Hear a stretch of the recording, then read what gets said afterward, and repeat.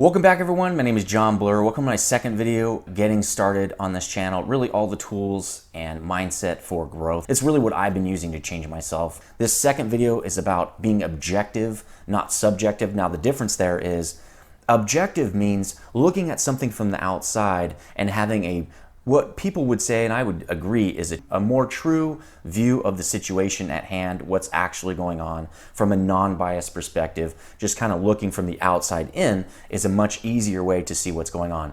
A lot of times we're subjective, right? We have our own perspective. We have what we want it to be, what we believe. A lot of times what we believe and what we see come in conflict with each other.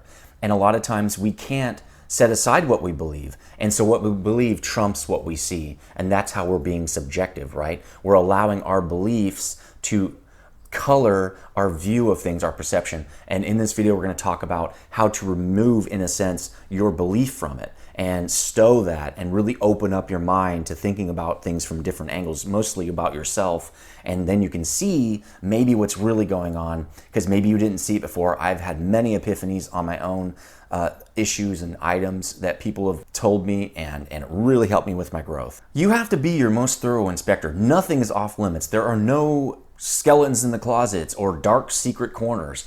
You have to be willing to get into the dirt and the muck. If you really want to grow and really want to become a better self, really for yourself. Remember, we're doing this mostly for ourselves. And as we become better people, it radiates out to everything else in our lives and all the people. We're not doing it to get a girl or get a job or get something we want. We're doing it just to be better in general, just to have more happiness in life, because that's really what life is all about happiness. There's a video for you there if you want to click away and check out that. How do we do that? The first thing we're going to talk about doing is we got to remove barriers. There's a barrier to being objective. There's a barrier, and we talked about one of them. Our belief system is a barrier to being objective. So we need to back away from that belief system and kind of say, you know what, I'm going to put my belief system on hold for a second, and I'm going to really listen to this other point of view. I'm really going to hear it. And the most common one is red versus blue right now in politics, which I don't really like talking about, and I'm not going to be doing that on this channel because there isn't plenty of that talk out there. But it is about listening to the other point of view. That's being objective, really thinking about it, really being critical about our own views and about others' views, and really putting our thinking hats on and really working through the logic of other people's beliefs or other angles, right? It's flipping your perspective to a different perspective and really using all that power of your mind to really analyze different perspectives. That's the first barrier we have to remove, is our own belief system and our own narrow view of things. Because through that narrow view, you're not going to see the things that are outside of that. And that's really what we have to be able to do. And I think the way I've learned to do that, and really in the process still of learning it, what you're going to learn about these tools and a lot of stuff that we do on this channel, is it's a process. It's not like, oh, now I know how to do it. I mean, not for some things it probably is. For a lot of things, you're going to get better at it as you do it. As it becomes habitual, it will be easier to do. At the beginning, it'll be very difficult, and over time it will become easier, and you'll find better ways to do it. So the way I do this hold off your belief system is I don't form an opinion right away. That's the biggest thing. I stow that opinion. I have no opinion. I'm just open, just like we were when we were kids, right? When we were children. We had no opinion because we didn't know what to think yet. We didn't know what to believe yet. We were completely open, okay? We were suggestive. And in a sense, I'm saying be suggestive. Open yourself up, listen to that thing, and start working through it, right? With what you know and your experience, and listen to facts and details about what people are saying and about yourself. Listen to facts and details about how you operate and how you're doing things, and really get rid of your opinion that you already formed. Put it off to the side about anything that we're talking about. Maybe I am this thing. Like I looked up narcissist. Maybe I'm a narcissist. Maybe I have NPD, narcissistic personality disorder. There's a card for that if you don't know what that is. But I had to think about that. You know, let's stow it. I don't want to be that. I don't think I'm that. But hey, let's check. Let's go back and look at whether I'm that or not. Second up on the list is we have to be okay with not being perfect. We're not perfect. We'll never be perfect. We're going to make mistakes, and that's okay. A lot of people can't see that because they can't allow themselves to be less than perfect. In the Western world, more and more every day, it seems like we have to be perfect. which is an oxymoron because it's the opposite, because we can't be. So that's ridiculous. It's a ridiculous standard to hold ourselves to. It's a ridiculous expectation. So we need to be objective in a sense with that too, and say, the truth of the matter is I make mistakes. I'm never going to stop making mistakes. I'm on this channel to try to make less mistakes, to become better, but I'm never going to be 100% perfect. I worked in the data world for 16 years or something like that. What I always tell customers is there's no such thing as 100%. Well, I want perfect data. I want perfectly clean, 100% awesome, never make a mistake data. I told them, you can never have that. It's impossible. There is no 100% pure, perfect system. And just like in the data world, that's the same for people. We are not 100% perfect. We never will be able to be. So you have to allow yourself to make mistakes, because if you can't do that, you can't learn. You have to be able to make mistakes. And we're going to spend a lot of time on talking about mistakes, because really mistakes are the path to growth. Without mistakes, you kind of can't grow. We're going to get into that in a future video in this series. But the next thing to talk about, which really rolls off the other point, is denial. We have to get rid of that. No more denial. We're not denying anything anymore. Like I said in the beginning, we're going to actually accept that we are this problem, whatever it is, first. That's the angle we're going to come from, not the angle of no, there's no way, right? We're going to flip it. Yeah, I'm probably that. And then I'm going to say that I am that, and then I'm going to figure out how I'm not that. Or maybe I am. That's the thing. Once we allow that to be a possibility, we can find out that we might be that, because if we can't admit that we are this thing or can't see it, we can't change it, right? If you can't name it, you can't change it. That's the way it works. That's the way the world works. If we can't talk about a problem, which again, the Western world is having this issue time and time again, they can't admit there are any issues, so they can't fix them. So when we say we have it and then try to deduce that we don't, it's a lot easier to arrive at we might actually have this issue and need to fix it. And it's the same in reverse for happiness. Don't assume that you have this thing. Don't assume that you have an awesome job. Maybe you're not happy with your job. But when you put in your mind, because we have to be perfect and we all have to have the perfect jobs, oh, I'm totally happy with this thing. I'm totally happy in my marriage or my relationship. It's, you know what? Say the opposite. I'm actually unhappy. Prove that you are. Go the opposite route, right? I'm unhappy in my relationship. Then prove how you are happy. Then when you can do that, then you can say, oh, I am happy. Because if you just say by default, I am happy, then that doesn't leave any room for growth, because it's 100% perfect, right? Don't change it. It's working perfectly. And that's what we have to get rid of, denial. We got to get rid of that. We got to kill denial. Another thing that goes right along with that is blame shifting. We cannot shift that blame. We are responsible for our own lives. We can only change ourselves. We cannot change other people. We can really not change other situations. Not a lot. It depends. Obviously, if you own your own company or something, or business, or if you manage people, you have some room for change there, yes. But you can't change how someone acts or does anything. You can't. You can only change how you act or do things. You can influence people, and we will probably talk about in other videos positive and negative influences, because some of it's malicious. Don't do those things. Allow people to change if they desire to change.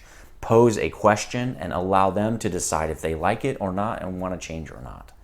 But for us, we can change ourselves. So what we can do in a situation is we can say, this is a situation I didn't really like. This situation made me feel bad. What in that situation or that circumstance was me? What did I do in that situation? What are the actions I took? Because that's the only thing I can change. By giving up your responsibility in anything, you give up your chance to be different, to change where you're standing and right, change your current situation into something better, right? Or to keep that good situation if you're very happy, right? You don't want to give away your responsibility. That's giving away your ability to change. Don't do that. You got to look at every situation and think, what can I change about me in that situation? Because I can't change that other person. It's just not going to happen. So we don't want to shift away our responsibility. We want to retain the responsibility and be able to look at the different situations and pick out what was us, what did we bring to the table in that situation. Two vital skills for this is metacognition and mentalization, okay? Cards for those to get deeper dives on them. Metacognition, in a nutshell, is thinking about how you think. Remember, it's about you're in your brain and pulling yourself away from your brain and looking at what you're doing. That's called meta, being meta. Is you're looking at your overall thought processes. It's like looking at your habits. It's the hardest thing to do is look at your little tics and the little habits that you do. When someone says something, how do you immediately react? You do it the same every time. But knowing, like looking at yourself and looking at your daily thoughts is something people don't normally do. And the other one is mentalization. Looking at how you feel. How does this situation make me feel? It's, again, a skill that's very difficult because you're pulling yourself outside of that feeling and looking at it from the outside. It's not a common thing to do. It takes a lot of honing of that skill, and you just have to keep repeating it over and over and over and making it a good habit and really honing that skill, because it does take time. But those two skills can get you really far with this process. If you don't have those two things, you can't do the rest. It's really, those are the two skills that are going to get you to be able to find the sources of things. The observation piece that I feel like really has helped me a lot, well, it's really a twofold thing. Well, I like to say two. I'm trying to do that. Again, one of the habits I'm trying to change. It's not catching on. I've been trying to change that habit for about a year. It's stupid. It doesn't really matter. This is the American way to count, and I'm trying to do the European way. It's just for fun. But anyway, that's really a real world example. And I catch myself. See, I just did it. I did metacognition. I thought about the way I'm thinking, and I caught myself and tried to change it. Now I lost my track of what I'm trying to do. Let me look at my notes again. Oh, observation is looking through a friend. Think about the way you do things and say, what would I say to a friend if they did this thing? Because what I've found out is when I do that, when I talk about how would I give advice to a friend about this situation, I'm really very observant then. I'm less subjective. I'm very objective, right? And I'm looking at it through a lens of, if I had no skin in the game on this, because that's how we give our best advice. When the results don't, then the outcome won't change us, we give the best advice. It's going to be the hard advice, but that's also the advice that we don't want to listen to in ourselves, because the change is tough and we want the easy way. We want the easy win. But when you're giving advice to a friend, you'll easily give them the hard advice. You should get a divorce. You should change jobs. These are not easy things, right? But that's the advice you give your friend. So give yourself that advice. Look at yourself through a friend's lens. So you're playing your own devil's advocate here is another way. It's kind of like removing your belief and just believing the other side for a second. So one big one can be that I've really tried to work on is, am I really letting people have agency, my friends and people around me?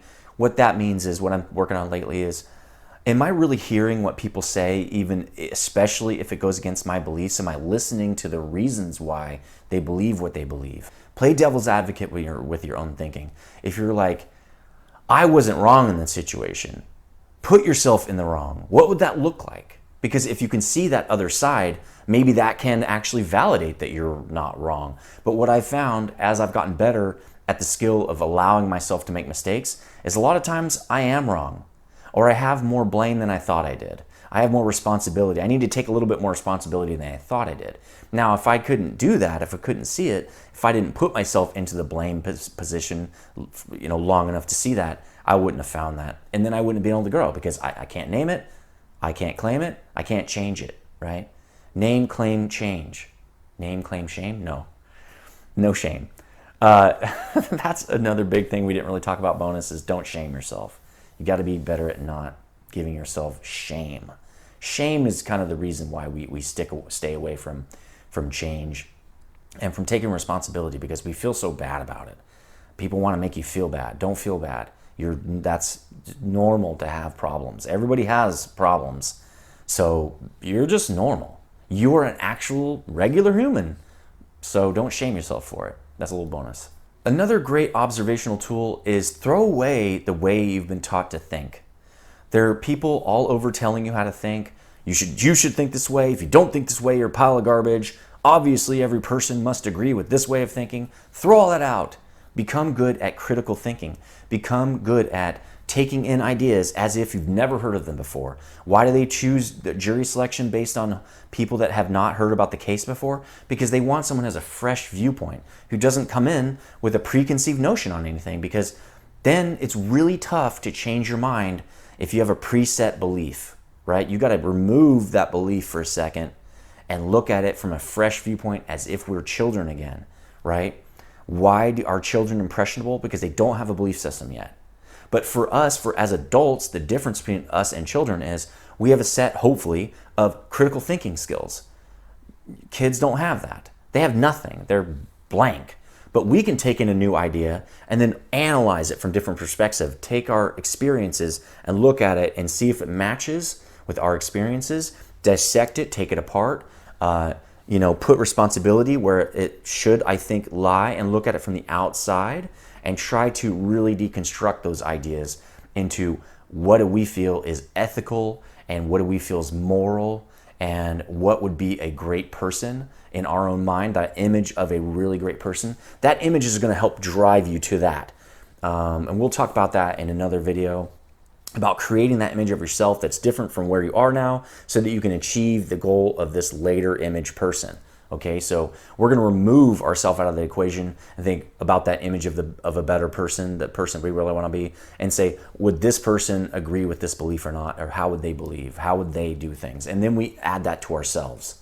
Again, a whole video on that, maybe a series. You've got to write down what you observe. If you observe a difference, write it down. Epiphany, write it down. You know why? That epiphany goes away like that.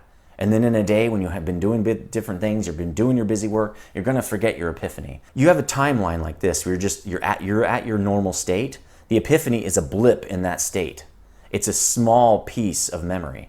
And a small piece of memory is easily erased by more habit, right? We remember our habit. That's our go-to default memory on a certain topic. When you have a blip in that topic, and you have a different way of thinking about it, you've got to write it down and make it a habit of thinking about that thing. A lot of times I'll write my things down and look at them again and again and again and again, and that's what changes. And there's another video or whole series on why our brain works this way. Again, this whole channel is about why does our brain do what it does? How does our brain work so that we can change it? What are the systems doing and how do they operate? The actual ways in science that they operate, check that out. So that's how I change the operation of my brain, because my brain is habitual. It goes back to the habit, over and over and over and over and over. I got to snap it out of that habit. So you see something, you write it down, and you re-observe it over and over and over again. So the third thing we're going to talk about in the next video is how to act. We know all these great things now. You've probably got some ideas and, oh man, I'm going to so do that. I'm really excited about doing it. That's where people stop. We're going to talk about how to act, how to get yourself off your butt and doing things. I'm recording this video right now and I don't even want to do it. You might think, wow, John loves doing these videos. I hate doing these videos, to be honest with you. I love the idea of the videos, but I don't like doing them most of the time. But I've got to act. I made myself do it. You've got to act. You cannot change just by thinking. You must change by doing. You must enact those changes that you've thought of. You must push yourself to be different, to make the hard changes, to change jobs, to get the divorce, get out of your comfort zone. That is difficult and you must act. And we're going to be talking about that in the next video. So if you've got different ways how you've learned to kind of not trick your brain, but different tools and perspectives, please put them in the comment section. I'd love to hear about them. I'm sure there are other great ideas out there. And all of our brains work differently. We're all going to find a different way to do this stuff. I'm not the only one with the answers. So if you've got some ways that you've done it, please put it down there. Let's have some discussion on this. There's always going to be opinions on different ways to do this. And I would love to hear those. We'd all love to hear them. So don't hold back on your ideas. People need to hear those ideas. Put them in the comment section. If you like this video, please hit like. Please subscribe for more. I'll see you on the next video. Stay frosty.